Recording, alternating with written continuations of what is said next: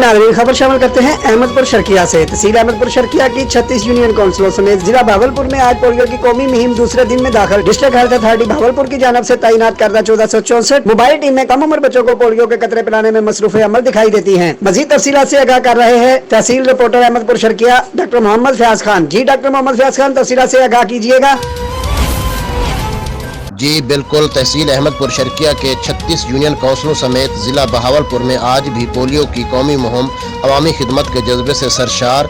Polio workers जहां घर घर जाकर कम उम्र बच्चों को पोलियो के कतरे पिलाने में मसरूफ दिखाई देते हैं, तो दूसरी जानिब पोलियो टीमों की निगरानी पर तैनात मॉनिटरिंग अफसरान भी अपने सेहत मुहाफिजीन को कोरोना से महफूज रखने के लिए पेश हैं। तमाम पोलियो टीमों के टेम्परेचर चेक करने, हैंड सैनिटाइजर और फेस मास्क की फराहमी के बाद फील्ड रवानगी पर अमलदारी यकीनी बना दी गई है।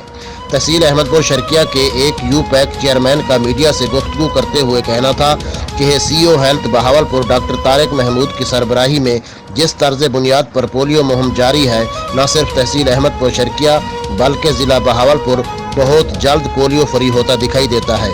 उनका मजीद ये भी कहना था कि अवामी नुमाइंदे, असातिज़ा कराम और वालिदैन पोलियो टीमों के साथ साथ मुकम्मल ताउन करके अपने बच्चों को पोलियो जैसी मूजी मर्ज से महफूज रखने में हमारा साथ दें। तहसील reporter doctor Mohammad Fayyaz Khan, 29 news, Ahmadpur Sharqia.